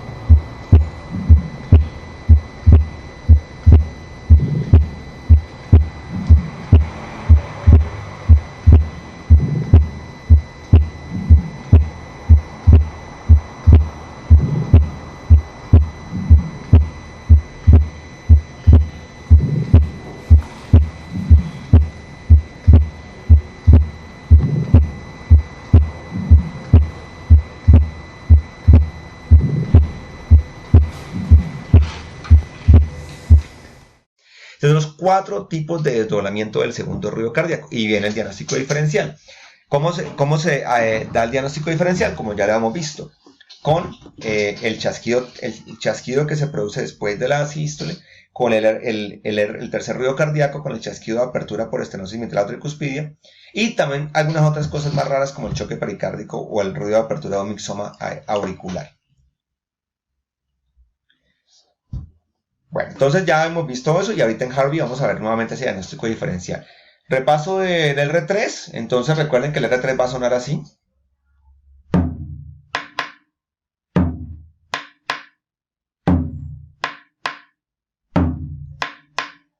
Y recuerden que el R3 va a coincidir con la fase de llenado rápido ventricular y se debe al choque de la sangre contra unas paredes ventriculares dilatadas, ¿sí? Entonces eso es lo que nos dice. Es proto, mesodiastólico, débil y grave, se escucha mejor con la campana, igual que el R4. Si se presiona, va a desaparecer. Se ausculta mejor el decúbito lateral izquierdo, tener en cuenta ese detalle. Y se puede intensificar con cuclillas, con elevar las piernas o con maniobra de puños.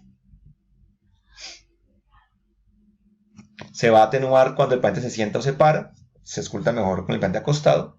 Y en apnea post-expiratoria, que es importante para tener en cuenta.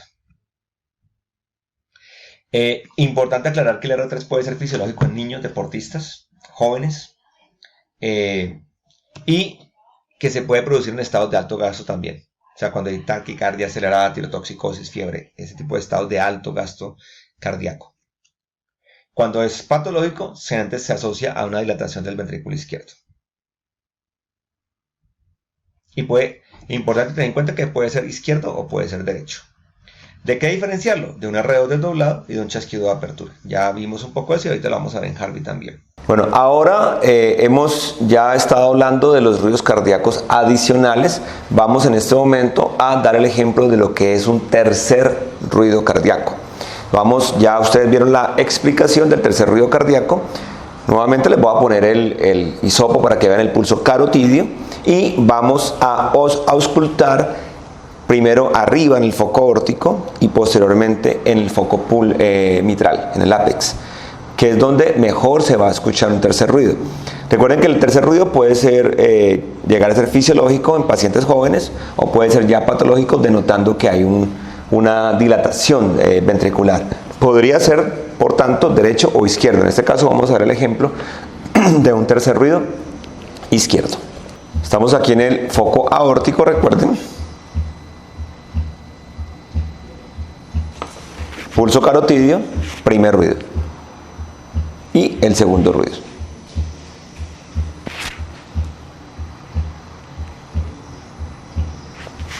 Vamos a pasar al foco mitral.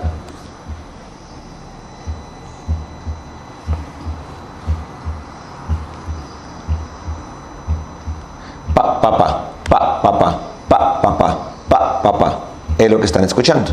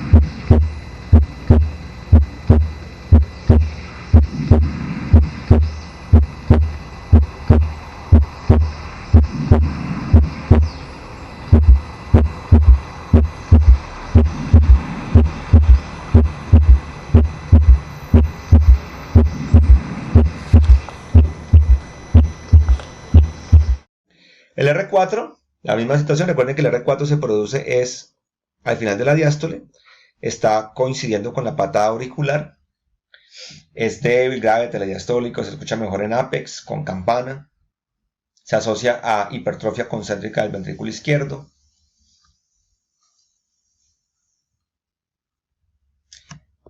Elevar piernas, algo de ejercicio, post-valsalva, expiración también, depende si es izquierdo o derecho. Y también puede ser también de cavidades derechas para tener en cuenta. Y diferenciarlo del R1 desdoblado y del chasquido de apertura sigmoideo. Recuerden que el ritmo del R4 es así.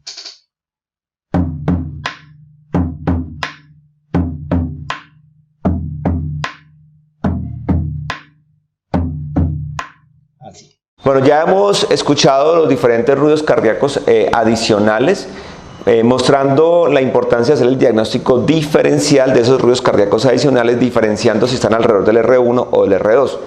Recuerden, pulso carotidio si hay dudas.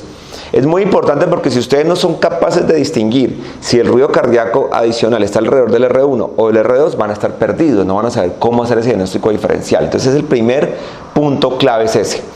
Una vez podemos diferenciar si el ruido cardíaco adicional está alrededor del R1 o está alrededor del R2, hacemos ese diagnóstico diferencial.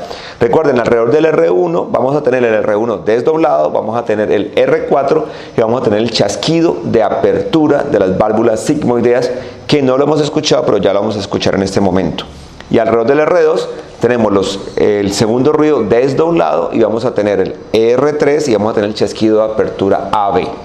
Ese es el diagnóstico diferencial básico que vamos a hacer con estos ruidos adicionales.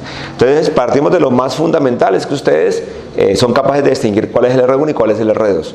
Segunda habilidad fundamental que ustedes ya deben tener en este momento, son capaces de decir, ahí hay 3 ruidos. O sea, no hay 2, sino que hay 3 ruidos. Y la tercera ya es poder distinguir si ese ruido adicional está alrededor del R1 o alrededor del R2. Y la cuarta habilidad fundamental es que ahora ya ustedes sean capaces, de acuerdo a las características del sonido, poder diferenciar si se trata de un desdoblamiento, se trata de un R3 o un R4, o se trata de un chasquido de apertura valvular. Entonces vamos a escucharlos. Bueno, el orden en que vamos a escuchar es que vamos primero a escuchar todos los ruidos para hacer el diagnóstico diferencial de un ruido adicional alrededor del primer ruido cardíaco. Vamos a escuchar un R1 desdoblado, a continuación un R4 y a continuación un chasquido de apertura sigmoideo, o sea, aórtico o pulmonar. Posteriormente, los ruidos cardíacos adicionales alrededor del R2, vamos a recordar el desdoblamiento del R2, vamos a escuchar 2 ejemplos de los 4, vamos a escuchar el R2 fisiológico y el R2 fijo, posteriormente vamos a escuchar el R3 y posteriormente el chasquido de apertura AB. Bueno, aquí en primer lugar vamos a escuchar un R1 y un R2 normal.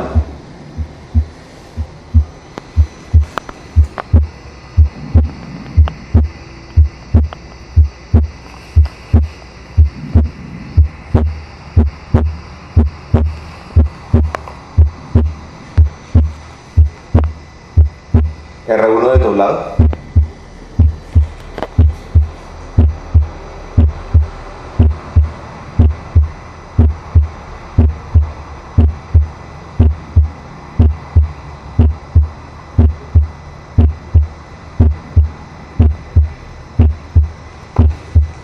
R1 normal.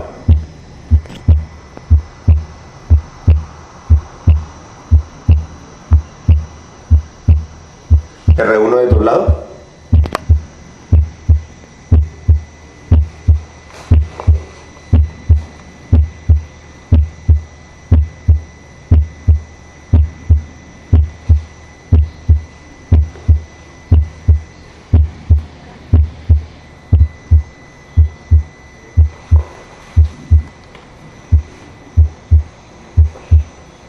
R4.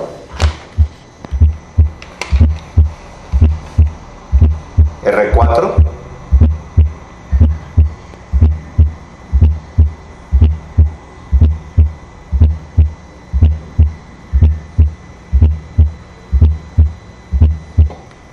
R1 normal.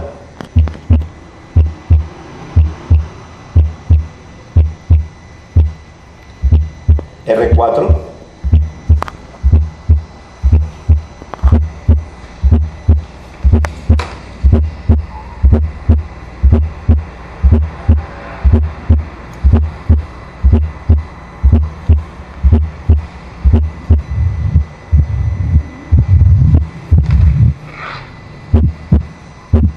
Chasquido de apertura. Sistólico.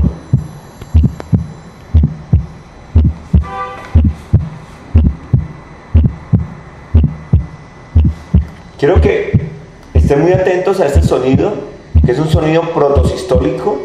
Justo después del R1 pueden verlo con el pulso carotidio.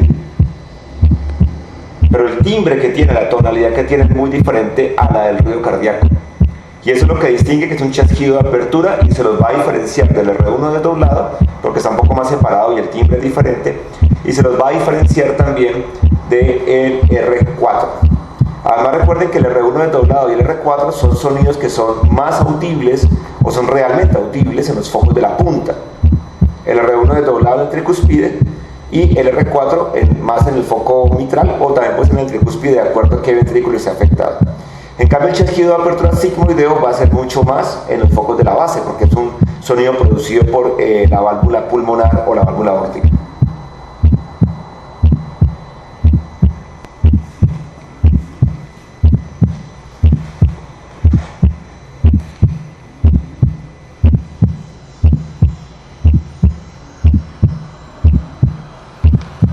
Lo otro que ustedes pueden llegar a escuchar aquí es el sonido respiratorio, donde van a encontrar que hay estertores inspiratorios y además hay unas sibilancias expiratorias producto de edema pulmonar, que no es el foco en este momento, pero para que sepan lo que están escuchando. Nuevamente vuelvan al chasquido de apertura sigmoideo.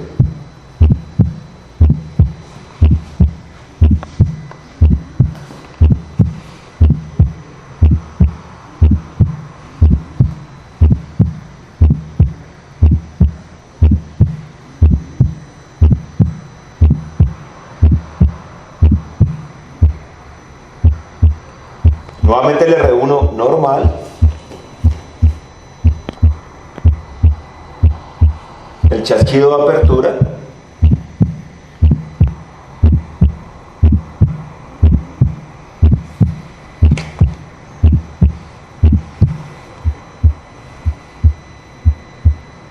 nuevamente el R1 normal y el R4.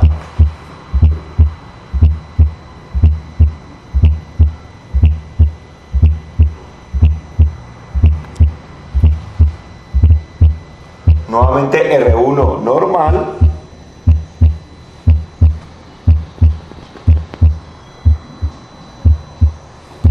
y desdoblamiento del primer ruido cardíaco. Entonces ya hicimos este recorrido para hacer el diagnóstico diferencial de los ruidos cardíacos adicionales alrededor del primer ruido cardíaco. Ahora vamos a pasar al segundo ruido cardíaco.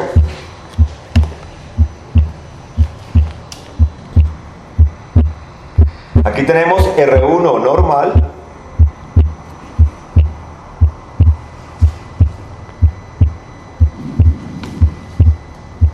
aquí están escuchando el desdoblamiento fisiológico del segundo ruido cardíaco.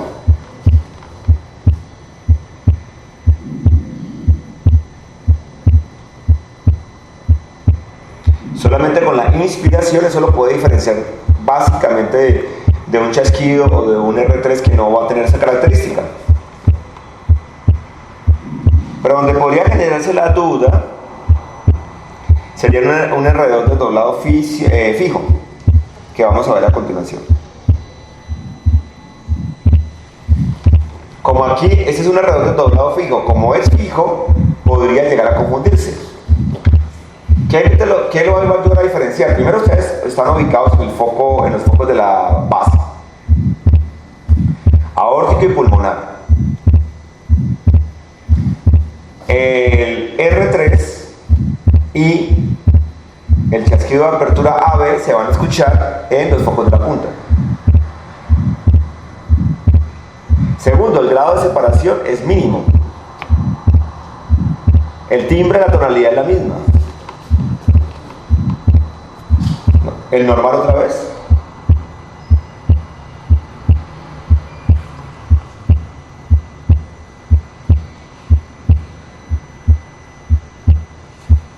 Y de ese R2 normal pasamos al R3. Estamos escuchando un R3. Recuerden que después del R2 después del R2, va a ser protodiastólico, pero tiene un grado de separación mucho mayor que en el desdoblamiento.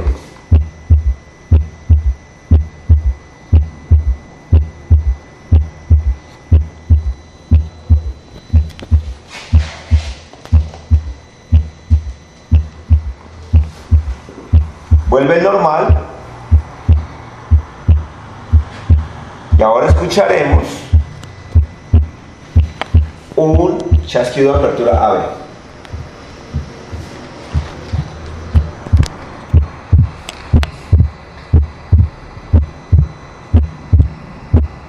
Miren que se podría confundir con un tercer ruido cardíaco, es también protodiastólico, es un poco más separado con desdoblamiento.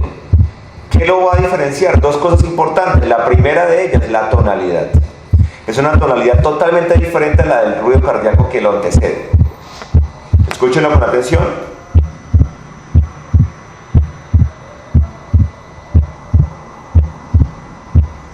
Estamos en un foco de la punta tricúspide. Lo otro que lo va a diferenciar es que si hay un chasquido de apertura es porque hay un soplo, hay una valvulopatía, hay una estenosis. Y ahí está la estenosis. Todavía no estamos en soplos, no vamos todavía a confundirnos mucho nuestra cabecita con esto, pero para que sepan que si hay chasquidos es porque hay soplo.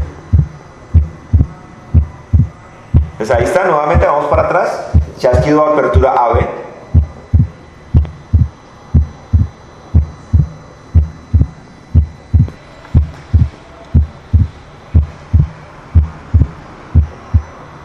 R2 normal.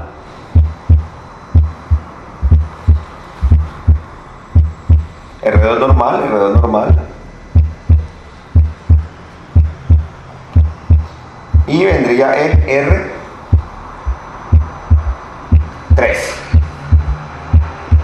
Más separado, misma tonalidad, tonalidad grave. Y finalmente,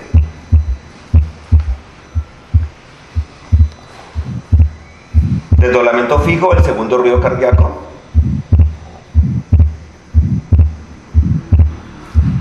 Mucho más juntos los dos sonidos. Y terminamos con el R2 normal.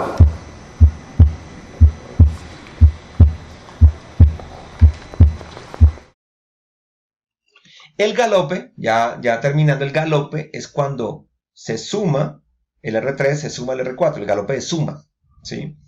Y en la medida que el paciente está más taquicárdico se escucha más como un galope, o sea, como un caballo galopando. Pero cuando se suman los cuatro ruidos, R1, R2, R3, R4, se va a escuchar algo así.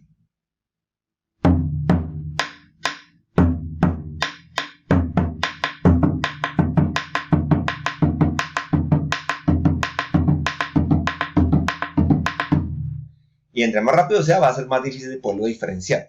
¿Cómo yo sé que aquí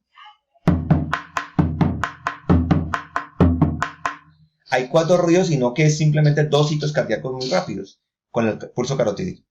Si por cuatro ruidos se produce un pulso carotídeo es porque hay un galope de suma. Eso es la clave que les va a ayudar a diferenciarlo.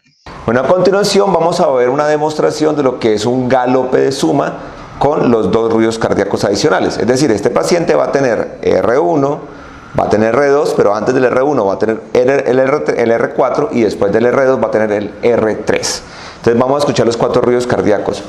Aquí es muy importante que ustedes miren el pulso carotídeo porque uno podría llegar a confundirse en el paciente e interpretar que el R4 y el R1 que están seguidos son un ciclo cardíaco y el R2 y el R3 que están muy seguidos son otro ciclo cardíaco. Y lo que podría hacer es no interpretar un galope de suma, sino que el paciente está excesivamente taquicárdico. Para eso se guían por el pulso carotídeo para saber que los cuatro ruidos cardíacos suceden en un solo ciclo cardíaco, porque va a haber un solo pulso carotídeo para esos cuatro ruidos. Esa es la forma de poder hacer la diferencia. Entonces vamos a escuchar pulso carotídeo. Voy a mostrarles también el ápex antes de auscultar. Ustedes pueden ver cómo el latido apical es un latido apical sostenido, lento, pero en este caso no se expresa visualmente los ruidos adicionales. Ahora vamos a escuchar.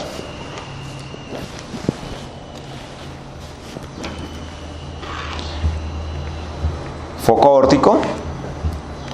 con los ruidos cardíacos normales.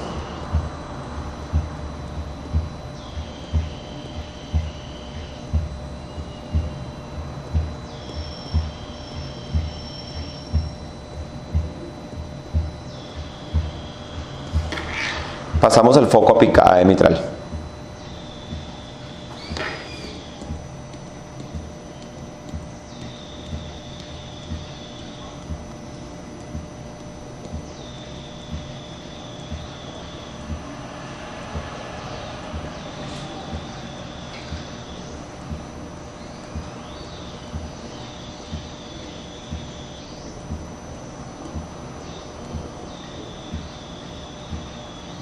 Ok, estamos en el foco aórtico, estamos escuchando R1 y R2 normales.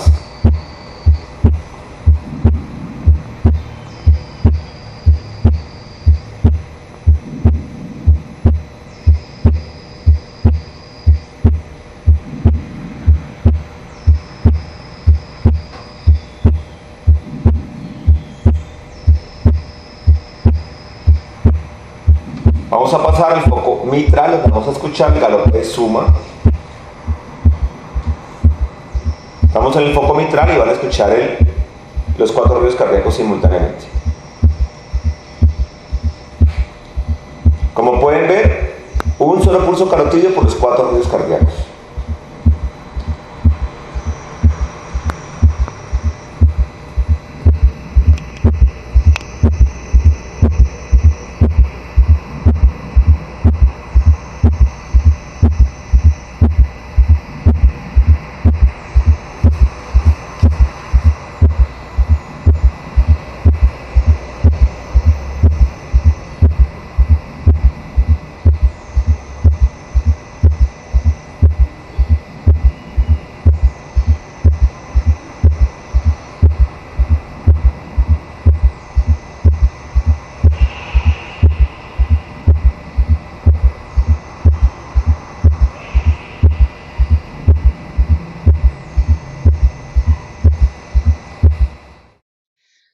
Entonces aquí esta tabla les va a quedar a ustedes como el resumen, cuáles son los ruidos adicionales sistólicos, tanto protosistólicos, meso y telesistólicos, y los ruidos diastólicos. Y aquí está el resumen del diagnóstico diferencial. Está el R4, el R1, perdón, el chasquido de apertura. Aquí está el R3, aquí está el R4, aquí está el R1 desdoblado, aquí está el R2 desdoblado. Entonces como un resumen que les queda a ustedes gráficamente de los diferentes ruidos. Y adicionalmente lo que les puedo hablar del roce pericárdico. El roce pericárdico se produce porque hay inflamación en el pericardio, algo de líquido en el pericardio. Se va a escuchar como, es eso, como un roce entre membranas, ¿sí? Un roce que se da entre membranas. Ahorita lo escuchamos en Harvey, que es más fácil que lo escuchemos en Harvey. Se puede dar por diferentes patologías, sobre todo por pericarditis, pero puede haber otras patologías que lo produzcan. Va a tener 3 componentes, o sea, en 3 componentes van los 2 ruidos cardíacos, 5 ruidos que uno escucha. Son 1 sistólico y 2 diastólicos. Entonces, para tener en cuenta, ahorita en Harvey lo escuchamos. Bueno, ahora vamos a ver la demostración de lo que es un roce pericárdico que se produce en las pericarditis. Entonces vamos a escucharlo. Voy a pasar por todos los focos de auscultación. Recuerden que ustedes van a escuchar en los focos de la base, van a escuchar 3 componentes del roce pericárdico. Es decir, que en total van a escuchar 5 ruidos. El R1, van a escuchar el componente sistólico del roce pericárdico, van a escuchar el R2 y van a escuchar los 2 componentes diastólicos del roce pericárdico. Uno protodiastólico, que coincide con la fase de llenado rápido, y uno telediastólico que coincide con la contracción atrial. Son 5 ruidos en total. Recuerden con esta característica, ese timbre, que no es parecido a un ruido cardíaco ni es parecido a un soplo, y es importante que ustedes logren distinguir eso, porque es algo que se parece a la fricción de 2 membranas, que es lo que está pasando allí. Entonces vamos a escucharlo. Aquí estamos en foco pulmonar, aquí van a escuchar los componentes y vamos bajando.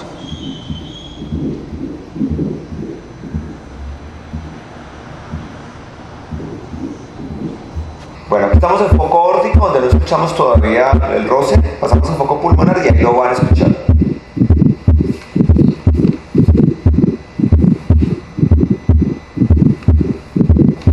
Recuerden, R1, un componente sistólico, un roce sistólico, R2 y 2 roces diastólicos y nuevamente el R1. Van a ver en la medida que vaya bajando por el borde paraesternal que se va a acentuar más en la expiración.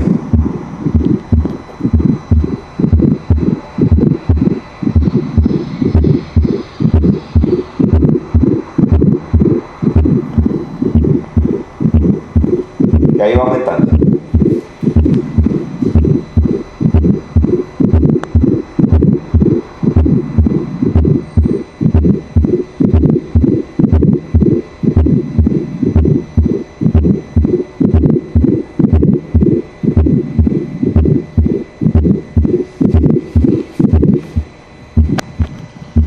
Estamos en el foco mitral y aquí ustedes están escuchando solamente el componente sistólico.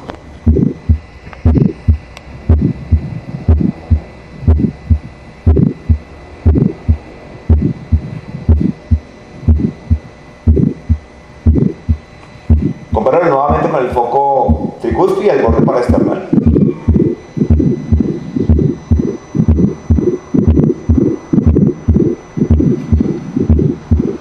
Y nuevamente el foco mitral, solo con el componente sistólico.